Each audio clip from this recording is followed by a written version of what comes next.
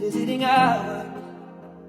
And I would ask them if I could take you home. But they said that it's for the best. So I will live life the way you taught me and make it on my own.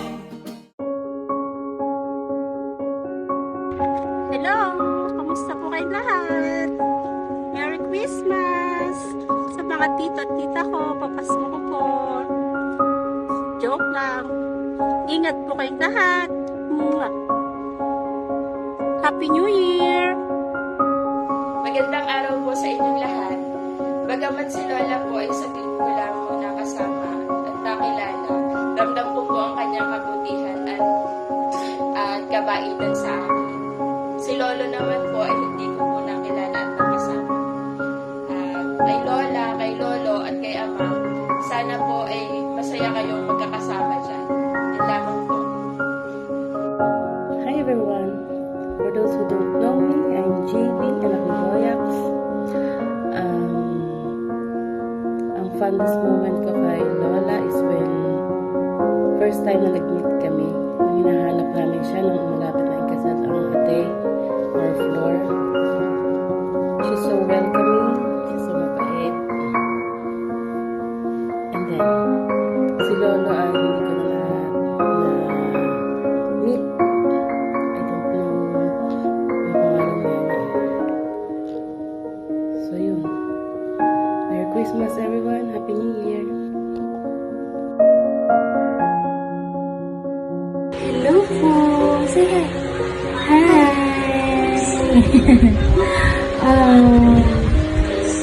Pag tinatanong ako kung memories na naalala ko about kay Lola, ang unang pumapasok sa isipan ko is yung mga luto niya. Kasi sobrang sasarap. Lalo na yung sinabawang isda. The best na luto ni Lola para sa akin. At marami rin kasing namana si Mama kay Lola. Kasi nandun yung cooking skills niya. Naalala ko pag nagkukwento si Tita Susan about dun sa luto ni Lola na nagme-mekos-mekos ng mga ingredients. Kasi ganyan din si Mama. Pag nagluluto siya kay kung ano-anong halo na hindi ko alam kung okay ba. Pero masarap naman. Tsaka yung pagiging green thumb ni Mama na nakuha niya din kay Lola. Kasi naalala ko yung bahay ni Lola dati sobrang daming halaman. Ang gaganda ng mga orchids niya, ang yayabang ng mga halaman niya. Yun din na naman ni Mama hanggang ngayon. Yung mga halaman niya, yung mga bulaklak niya, makikita mo na sobrang alaga talaga. At yung pagiging active sa church ni Mama, feeling ko yun din yung nakuha ni Mama kay Lola. Kasi lagi niyang kinukwento, pag nasa pulpit daw si Mama, laging nire-remind ni Lola na kailangan maging maayos, na yun yung nadadala niya kay Frankie. Minimake sure niya na maging maayos si Frankie para every Saturday, ayun, present. So, yun yung mga memories ko kay Lola. Yeah, Happy New Year! Say Happy New Year! Happy New Year! Happy New Year po! Hello sa inyo lahat. Memories about kay Lola. Yung isinama ko ni Mama sa kanila, kila Lola, para mag-alaga. Siguro, mga 1 week din ako doon, kasama si Auntie Susan. Memories na natiling naalala ko ay yung gigisingin kanya sa umaga. Gisingin niya umaga para bumaba. Tapos tanong ganyan kung galmusal ka na, ganyan. Kausapin ka ni Lola. Ang sweet lang kasi parang ikaw yung gusto niya agad makita in the morning. Yan, morning. Ang sweet lang. Yun naalala ko kay Lola. Siguro kay Lolo, wala eh. Kasi siguro bata pa ako nun. Pero alam ko naman na sweet din si Lolo sa mga apo niya, sa amin. Yun lang. Basta si Lola. Mahal na mahal ko yung si Lola. Yun lang. Merry Christmas and Happy New Year sa inyo lahat. Enjoy the year and see you guys. Yan, good evening po and Happy New Year. Hello po. Kamusta naman po kayo dyan? Nawa, lahat po kayo ay okay and well. Ayan.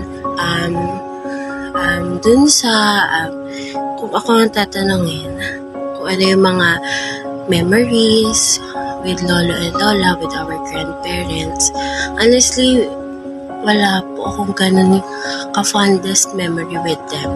No, kasi lumaki kami malayo, no, sa kanila. Pero, gayon pa man, kapag kung tatanungin niya ako, ano yung memories, ano yung mga naaalala ko, siguro kung paano ko sila nakilala, is, tumatatak sa isip ko kung paano ko nakwento ni Mama, yung mga magulang niya, o pinakwento ni Mama si Lola at Lola sa amin. Yan. Lalo na sa akin kasi madalas ko nagkukwentuhan ni Mama. Kapag tinatanong ko siya, ano yung buhay niyo dati? Diba? Paano si Lola at Lola noon? Ganyan. Paano yung buhay niyo noon? And kapag ganun ako nakwento ni Mama, parang mabubuhay muli.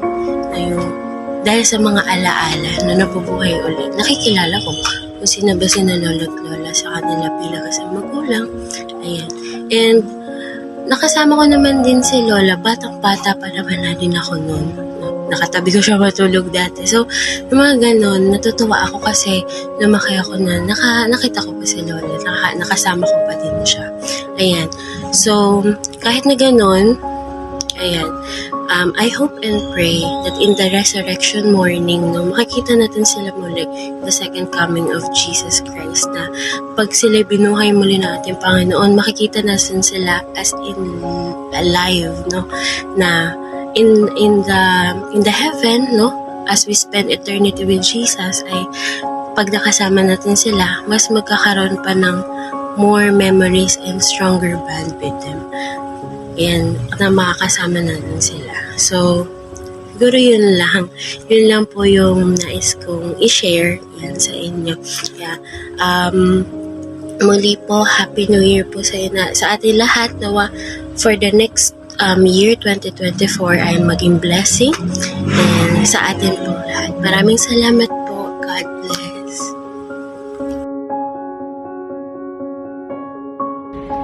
Hello! Happy New Year to everyone and happy holidays. So, sa akin naman, ang isa sa mga magagandang memories na naalala ko kay Lola, naalala ko ng mga bata pa kami, nakakakuha siya ng pension, lagi niya kami sinasama nila. At kunwari nagbabakasyon kami, ganyan. So, sasama nila kami, tapos papakain kami sa Jollibee. Sobrang tuwang-tuwa naman kami kasi syempre napakadalang na nakakakain kami sa Jollibee, ganyan. So, ayun, yun talaga yung mga core memories na naalala ko kay Lola kasi sobrang pagbigay siya sa amin nung malakas pa siya, nung mga bata kami, ayun, sila ante, inaalagaan nila kami. Tapos tuwing bakasyon, lagi kami nagbabakasyon. Tapos naalala ko nung nasa Villaruel sila, nung nandito sa Pasay, nung nasa Dasma, ayun, pagka nagbabanding hanggang madaling araw, kwentuhan, ganyan. Diba? Yung mga masasayang memories na yung mga bata pa kami, mga kung saan, ano-ano lang, mga advice ni Lola sa amin, sa mga apo niya, ayun, yung mga napapagkwentuhan namin sa mga anak niya, ayan, so, yun, yung mga naalala ko kay Lola, tapos nakakamiss din, kasi diba, yung hanggang madaling araw mo kakwentuhan, diba?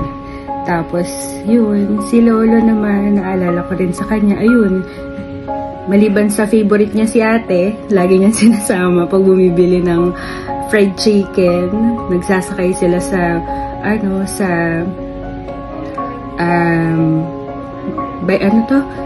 bike. Ayan, nagbabike sila. Ayun. Naalala ko rin, sinasama rin naman ako at nakakasakay din ako sa bike ni Lolo dati. So, ayun. Hanggang ngayon naalala ko pa rin. Tapos, ayun. So, masaya kasi syempre yung mga memories na na-build ng mga bata pa kami hanggang ngayon, baon-baon namin. Tsaka yung, ayun, yung pagmamahal, genuine na pagmamahal na naramdaman namin ng mga bata pa kami sa pag-aalaga nila sa amin, di ba? Hanggang ngayon, baon-baon pa rin namin. So, yun, napakasarap ng feeling na, di ba, naranasan namin yun. Tsaka dun sa mga pinsan namin yung hindi na karanas ng ganun. Ayun. Diba? Parang, may share din namin through sa mga gantong messages, sa mga gantong mga experiences namin na, ayun, at least kahit papano, sa mga gantong kwentuhan, naaalala natin sila, tsaka, nakakapagbigay tayo ng tribute sa kanila. Siyempre, kung wala sila, di, siyempre, wala rin tayo. So, ayan. Diba? So, very strong yung family ties. Tsaka, di ba, ang saya kasi ang dami natin. Di ba? 10. Ayun, so, Merry Christmas and Happy New Year sa lahat. Sa mga nakapunta, hindi nakapunta, kung nasan man kayo. Maligayang bagong taon sa ating lahat. Sana patuloy pa tayong pagpalain at i-bless ang bawat pamilya ng bawat isa. So, ayun. And see you all. Sana magkaroon ng time na makapagsama-sama tayo together. Ayan, in person. Or kung hindi man, at least man lang sa mga ganito, diba? Sa through technology, diba? Pero pwede naman, diba? Gawa ng paraan. So, ayun. More blessing to all. So, have a prosperous New Year to everyone. And yun lang. Bye-bye.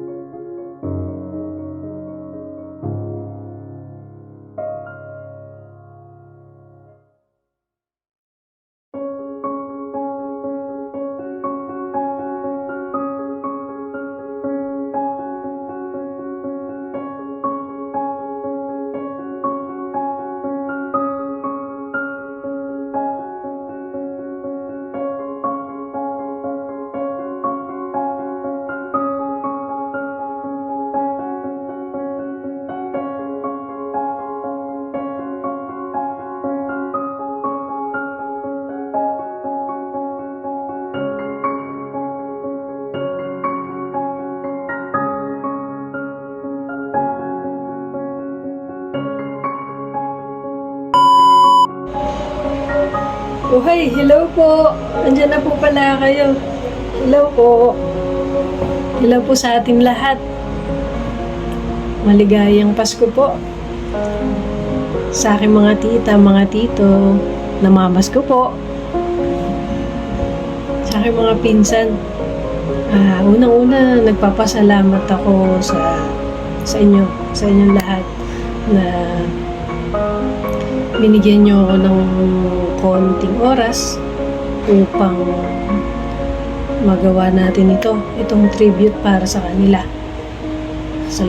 Salamat sa inyo. Sa akin naman, sa alaala ni Lolo noon, alala ko nung nasa sukat pa sila nakatira sa Meriles. Lalo ko noon, malilit pa kami tuwing may mga okasyon, bagong taon. Yan, pupunta tayo, magpapamilya, magpipinsan, sineselebrate natin, nagbabanding. Lalo ko pa noon yung mahilig kasi si Lolong magpatugtog. Yung cha-cha, puracha, yan. Tapos may mga pailaw pa, tapos nandun yung disco light.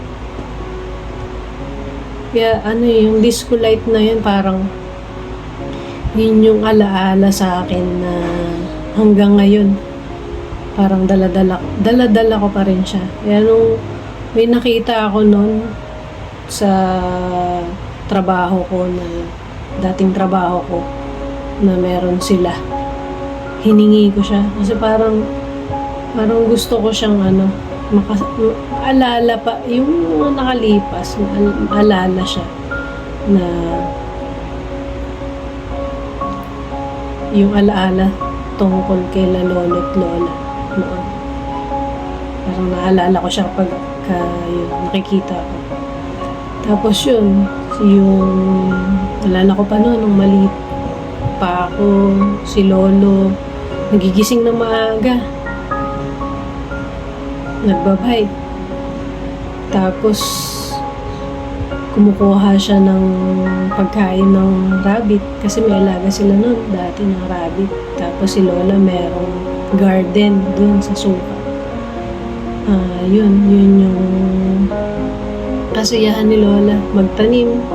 Ang dami niyang halaman, iba-ibang halaman. Tapos meron pang parang season by season. Una, mga patola, upo. Yan, nasa bubong lang ng bahay nila lola noon. Tapos gusto namin inaakyat dun sa bubong. Tapos namimitas lang kami nun, lalo na yung yung upo. Yun, paborito ko yun, nilalagyan lang ng sardinas. Kasi isipin mo yun, fresh na fresh, galing pa sa puno, galing pa sa tanim ni lola. Tapos yun, pagka nandun kami, tuwing bakasyon, masaya kami magpipinsan. Doon kami nagkakabanding-banding, nagbibigyan kami ng pagkakataon para makasama sila uncle, sila auntie. Ako naman, minsan parang pag nandun ako, parang ayoko na umuwi, lalo na pag magpapasukan na, parang gusto ko doon na lang ako. Kasi parang, syempre, nandun lang mga pinsan ko, sila Kevin, sila Jason, naalala ko pa rin sila Erickson. Yun. Masaya ako dahil nakikita ko sila, tapos kakasama ko sila, lalo na sila lola, si lolo. Siguro na dahil nga din sa siguro na spoiled nila lahat ng gustuhin namin, kahit minsan imposible, binibigay nila sa amin. Ganun nga siguro kapag apo, ini-spoiled ka ng lola at lolo. Hindi lang din naman sa akin, siyempre sa lahat sa ating lahat. Kaya napapasalamat ako dahil nakagisnan ko sila na nakasama. Yung mga alaala nila, parang hanggang ngayon buhay pa rin. Naalala ko pa rin nun, yung si lolo, marunong siyang gumawa ng relo. Yan, tapos hanggang ngayon, parang may nakahiligan ko na rin siya, nangolekta rin ako ng relo. So parang pag naalala ko siya, parang kapag meron ako relo na iba-iba, parang naalala ko nandyan lang na buhay pa si lolo, nakasama ko siya ganyan. Tapos naalala ko rin yung nagbabike kami, gising kami na maaga minsan, sobrang tulog ko. Nauna lang umalis si lolo, hindi ko na alam, umalis na pala siya. Tapos ako, ginagawa ko, hinahabol ko siya. Tinatanong ko kay lola, nasaan na si lolo? Ba't ako iniwan? Ganyan. Siguro, dahil nga mahilig siyang magbike ng maaga, ako minsan napapasarap yung tulog. Hindi ko na namamalayan, kaalis na pala siya. Tapos yun, mahilig din siyang makinig ng mga video kay Michael Jackson. Tapos, yun. Tapos, magkatabi kami pag natutulog. Yun. Tapos naalala ko pa nun, kasi mahilig ako sa Olambo. Hindi ako makatulog pag wala yun.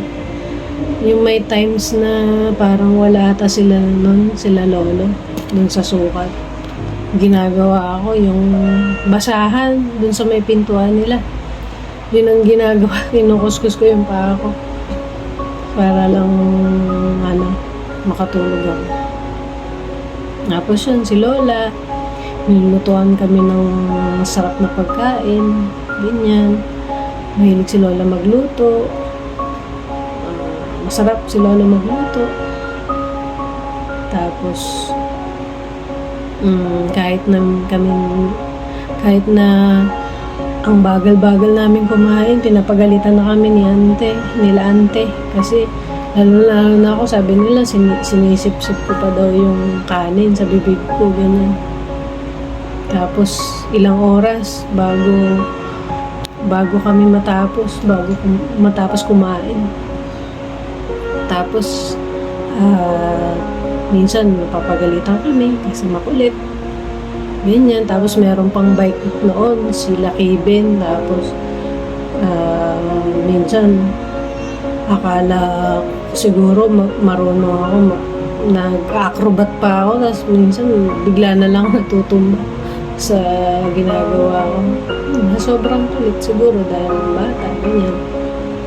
Tapos naalala ko noon, may aso si Lolo dun sa may pintuan. Pangalan niya, kalimutan ko na eh. Basta yun. At siya, medyo matapang na aso na yung hindi ka basta-basta makakapasok dun sa pinto. Parang dadahan-dahan ka bago ka makapasok dun sa bahay ni Lolo. Siguro kasi, syempre, hindi naman kami madalas nandun. Siguro nangingilala yung aso, ganyan. Tapos yun, pag may mga okasyon, bagong taon, yun, nagsasayahan. Tapos naalala ko pa nun yung fireworks na nilalagay dun sa may taas ng mga malunggay ni Lola. Yun, natutuwa pa ako nun kasi umiikot siya. Isang mahaba lang siya na fireworks, tapos nilalagay siya sa parang kahoy. Tapos pag sinindihan mo siya, iikot siya na mabilis. Naaalala ko lang yung mga panahon na yun. Ang sarap lang balikan na sana. Kahit na wala sila, yun, lalo na sa mga ganitong okasyon, bagong taon. Kahit sa mga busy mga oras natin, nagkakasama-sama pa rin tayo. At dahil na pag-ubuklod-buklod pa rin tayo magpapamilya. Yun, sana, ganun pa rin.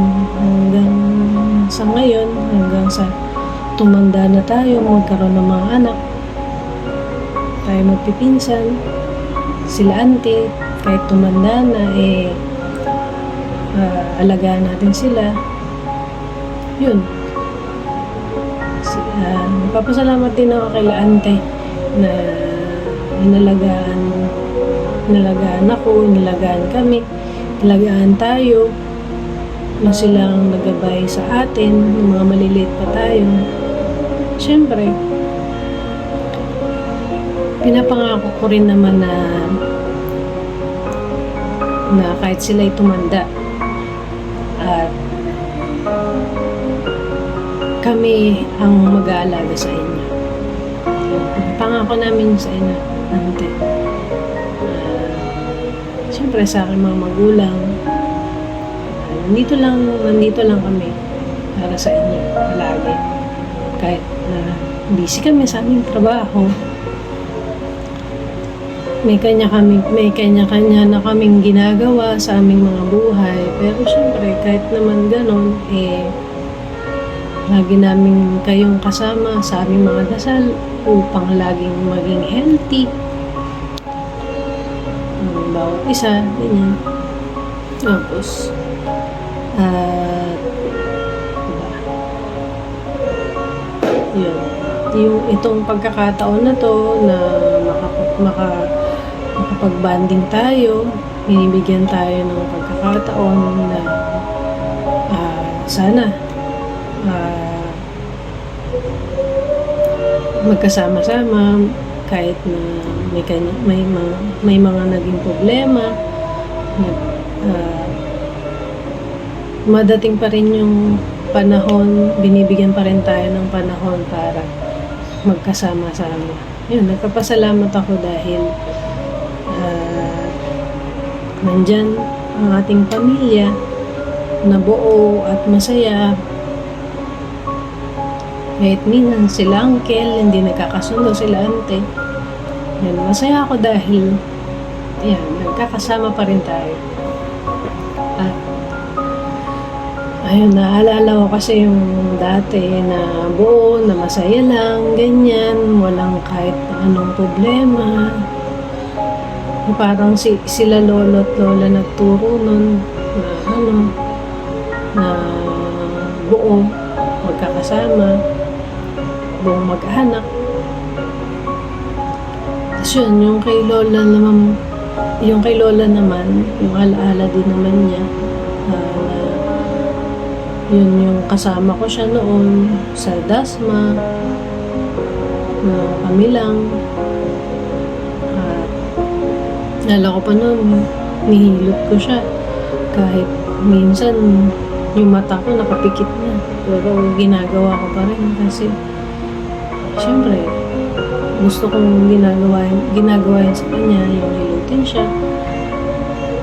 Tapos, yun yung pension niya. Pag kinukuha niya, naalala ko rin na sinasama niya kami. Nililibre niya kami kumain sa labas, sa Jollibee, sa McDo. Siyempre, yung mga panahon na yun, hindi naman natin kayang kumain sa labas. Pero dahil kay Lola, naranasan namin yun na kumain ng masarap ng Jollibee. Yun, dun pa lang, sobrang saya na namin. Kaya yun. Tapos naalala ko rin, pag magsisimba, naglilid ng kumakanta, nagjujuwit kami ni Lola. Alala ko yung paborito niyang kanta.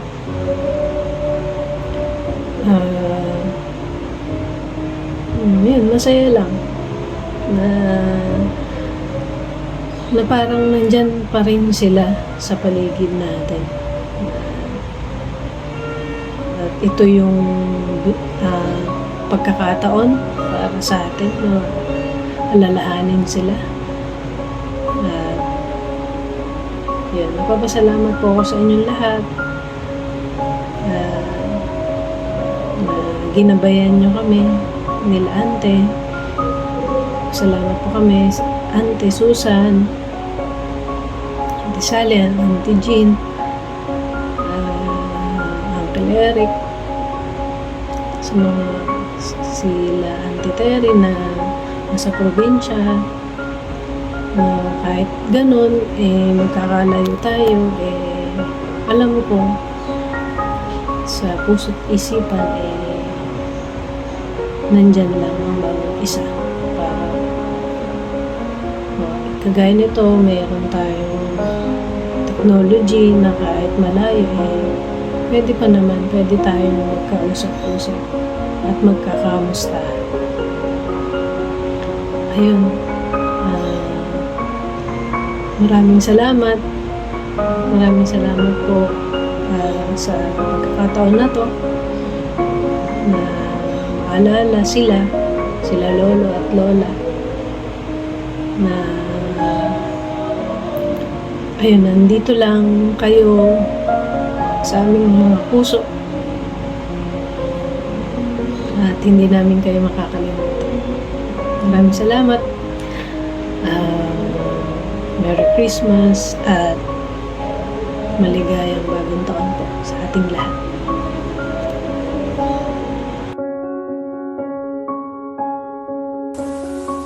So, yung most memorable moment ko kay Lola ay yung bata ko, syempre, makulit, pasaway, ganun. Hindi niya sinusumbong kay Papa. Yun. Tapos, siguro, yung ano niya, yung skyflakes niya, yung nasa box, yun, lagi ko siyang inubusan ng ganun. Tapos, message ko na lang kay Lola is, syempre, miss ka na namin. Dalaw ka naman. Yun. Kahit mamaya. De, joke lang. Bye-bye.